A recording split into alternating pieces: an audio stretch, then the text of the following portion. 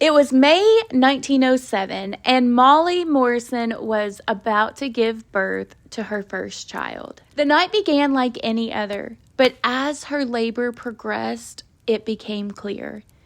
This was going to be an especially hard delivery. Her husband Clyde, who was a pharmacist by trade, sat by helplessly, feeling powerless as he watched his young wife endure the intense pain of labor. He had done everything he could for that time period to ease her suffering. But she was in good hands now. Dr. Jessie Smith, who happened to be a rare female doctor at the turn of the century, was there to guide Miss Molly. The clock slowly inched forward as Molly's contractions started to get closer together and more intense. Now it was the time to push. Oh, yes. And Miss Molly didn't think she could do it because it hurt so bad. But at this point, there was really no other choice. This baby was coming whether she thought she could do it or not. She really didn't know what she had expected when this time came, but she certainly didn't expect this amount of pain. The pushing began, and Miss Molly began screaming in agony. She had never experienced anything like this before, and she wasn't quite sure how parenthood would turn out. But one thing she did realize in that moment was that this child and this experience were transforming her. It was only then did she realize how strong she could be in certain situations. When their son was finally born, Clyde was stunned to see how large he was.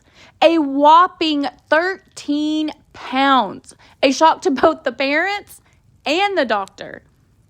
Indeed, this child did transform Molly that fateful night, as he would transform the world being born with a moon in Scorpio. Although not much is known about this moon in Scorpio's childhood because he was quite private about it in his adult years. Surprise there, my little Scorpio moons. Anyways, as you can imagine, the 13-pound newborn quickly became the talk of the town. He even made the newspaper back in 1907. It seemed like a beautiful moment in the hands of time. But this moon in Scorpio boy was born to parents who had a turbulent marriage.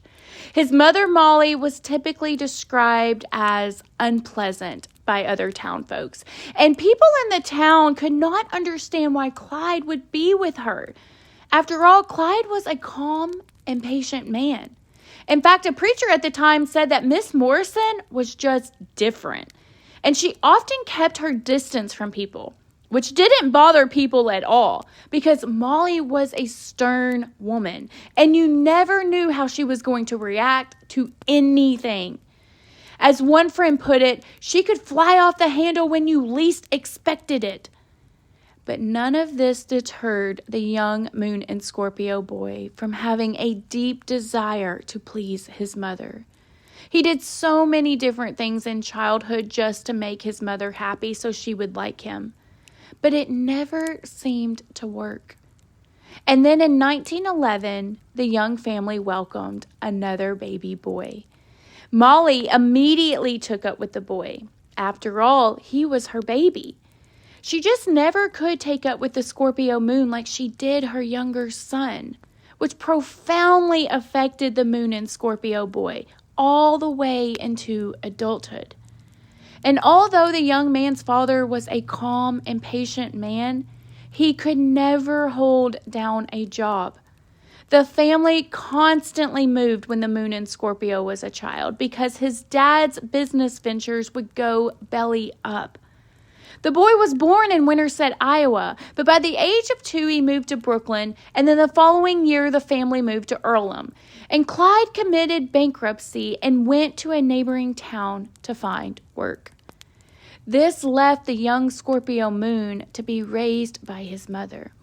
However, Molly couldn't handle the Moon and Scorpio child, so she called Clyde up and told him, "Come get your son."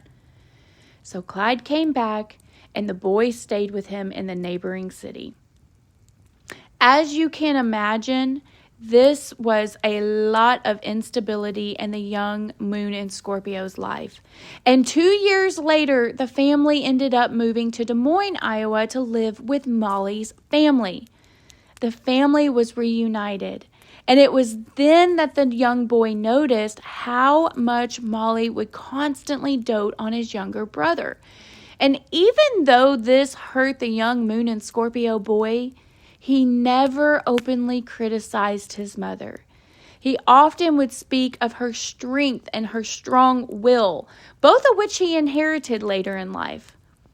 By 1914, Clyde's father had written and explained that he'd had some land in California, it just needed to be farmed. So the family packed up and headed towards California. Everyone was excited for the new adventure. But Molly's parents didn't quite trust Clyde because of all of the failed attempts he had made at taking care of their daughter.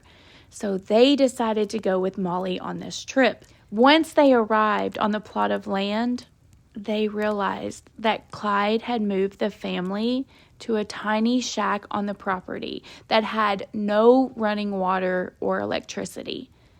Molly was not pleased with this move at all.